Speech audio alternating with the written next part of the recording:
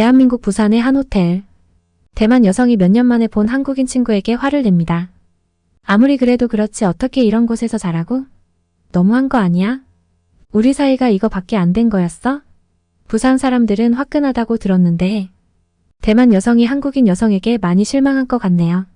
도대체 어떤 호텔이길래 오랜만에 본 대만 여성이 이런 말을 하는 걸까요? 안녕하세요. 대만의 방송사에서 일하고 있는 메이린입니다. 하지만 변화의 바람이 불면서 한국 문화가 대만에서 그 존재감을 드러내기 시작했습니다. 저는 한류가 왜 전 세계적으로 인기가 있는지에 대해서 이해할 수 없었습니다. 그래서 부산국제영화제에 참석할 수 있는 기회가 생겼을 때 조금은 망설여지긴 했지만 그 기회를 잡았습니다. 네, 한국으로의 여행이었죠. 사실 저는 새로운 나라를 여행할 때 느끼는 기대감만큼 설레지는 않았습니다. 솔직히 저는 한국은 관심이 없었어요. 자라오면서 저와 제 가족은 항상 일본을 높이 평가했습니다. 한국은요? 별로요. 예전에 중국과 국교 수립을 하고 우리 대만과는 국교를 끊은 이유 때문인지 그렇게 한국을 좋아하지는 않았어요. 마음은 일본에 맞춰져 있었고 한국은 어쩔 수 없이 방문해야 하는 먼 사촌처럼 느껴졌거든요.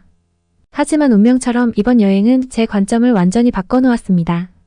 부산국제영화제에 참석하기로 결정한 것은 개인적인 이유보다는 직업적인 이유 때문이었습니다.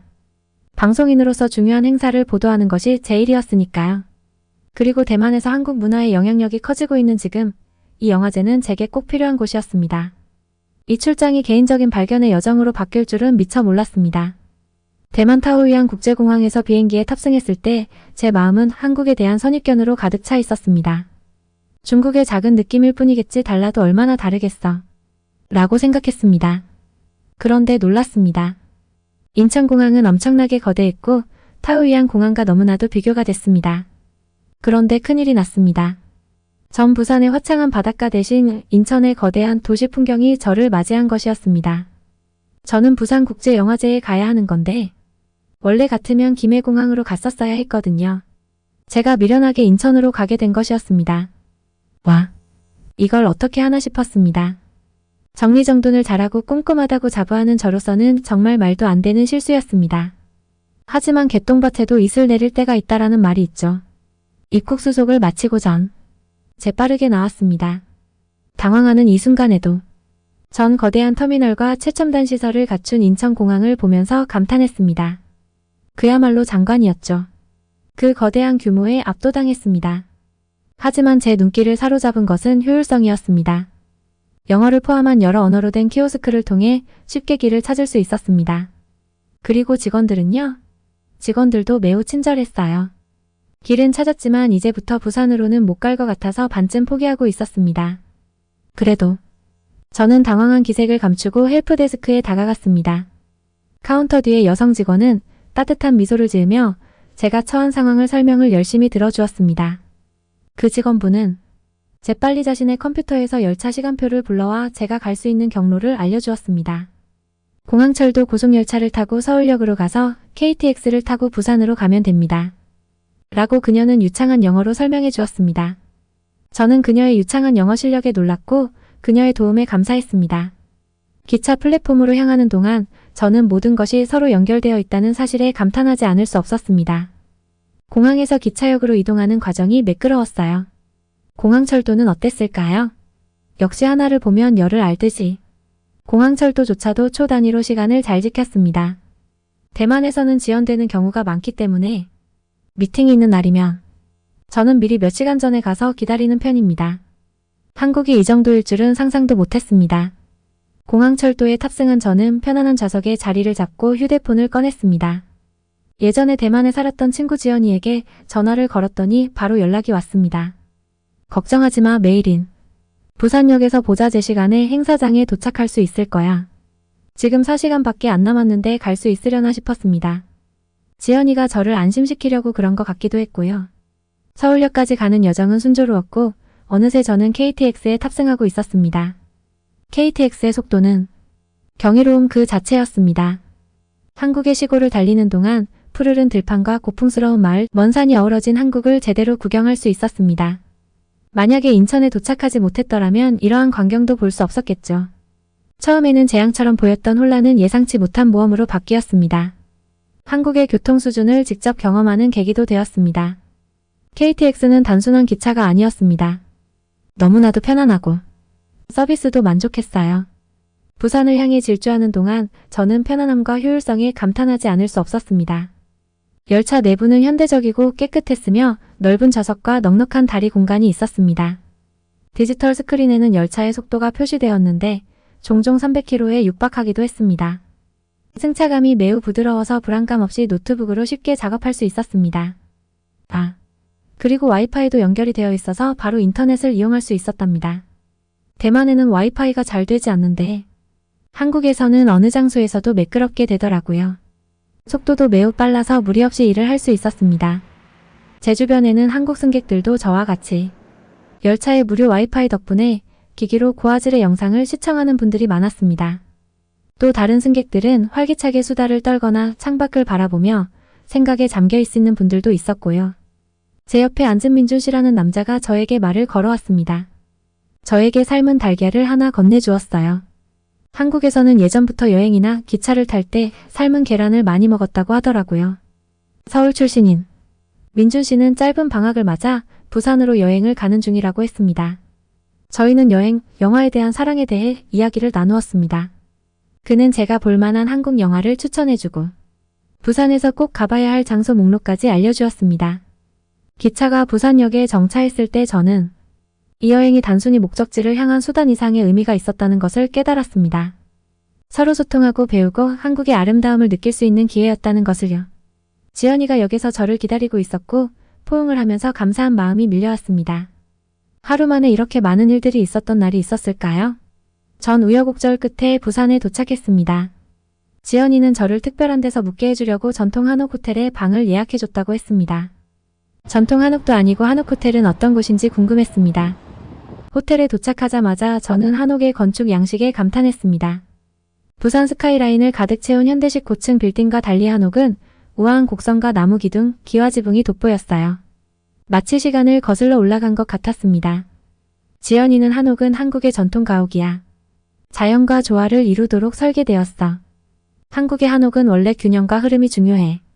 호텔 입구는 한국의 느낌이 났습니다. 알록달록한 한국의 색과 로비는 고풍스럽고 너무 좋았습니다. 친절한 호텔 직원들이 저희를 맞이했습니다. 따뜻한 미소와 공손한 인사에 즉시 환영받는 기분이 들었습니다. 로비는 고풍스러운 가구가 현대 미술 작품과 함께 편안하게 놓여있는 등 과거와 현대가 조화를 이루고 있었습니다. 저희 방은 이상하게도 침대가 없었어요. 호텔에서 침대가 없다니 말이 되나요? 전 순간 당황했습니다. 이상하게 바닥은 따뜻했고요. 신발을 벗고 들어가는 곳이었습니다. 의아해하는 제 표정에 지연이는 웃으며 걱정 마, 바닥에서 자도 괜찮을 거야. 특히 겨울에는 정말 편하거든. 라고 말했습니다. 온돌이라는 한국 전통 방식의 방이라고.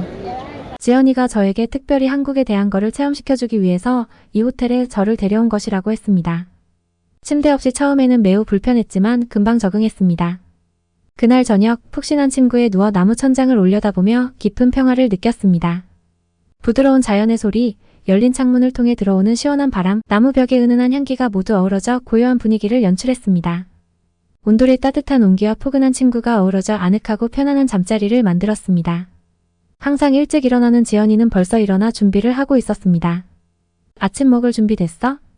지연이가 저에게 물었습니다. 한국 전통 아침 식사가 어떤 모습일지 궁금해서 고개를 끄덕였습니다. 식사 공간은 오감의 향연이었습니다. 낮은 나무 테이블에는 여러 가지 음식이 가득 차 있었습니다. 김이 모락모락 나는 밥 한 그릇, 생선구이 한 접시, 각종 절임 채소, 그리고 어디에나 있는 김치도 있었습니다. 식사를 하면서 지연 씨는 온돌방에 대한 개념을 설명해 주었습니다. 온돌은 한국의 고대 온돌 난방 시스템이야. 온돌은 단순히 따뜻함만을 위한 것이 아니야. 건강 증진에 도움이 되지. 열은 혈액순환을 개선하고 근육을 이완시켜주기도 해. 그래서 많은 한국인이 바닥에서 자는 것을 선호해. 그게 우리나라 사람들의 장수의 비결이기도 하지. 다음 날은 다양한 활동으로 가득했습니다. 영화제에 참석하고 볼거리도 구경하고 맛있는 음식도 먹어야 했죠. 날이 갈수록 한옥 호텔은 저에게 안식처가 되었습니다. 매일 저녁 하루 종일 부산을 돌아다니고 나면 고요한 품으로 돌아갈 날을 기다렸습니다. 가장 매혹적이었던 것은 한옥이 전통과 현대를 자연스럽게 조화시키는 방식이었습니다. 건축과 디자인은 역사에 뿌리를 두고 있지만 편의시설은 전혀 고리타분하지 않았어요. 예를 들어 욕실은 현대공학의 경이로운 그 자체였습니다. 첨단 변기, 레인 샤워기, 터치식 수도꼭지가 전통적인 나무 욕조와 돌 세면대와 공존하고 있었습니다. 이질적이면서도 조화로웠습니다.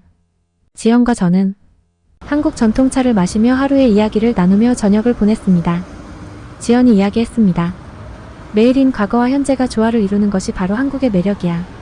우리는 전통을 존중하면서도 미래를 받아들이는 것을 두려워하지 않아. 라고 말했습니다. 주변을 둘러보니 그녀의 말이 맞다는 생각이 들었습니다.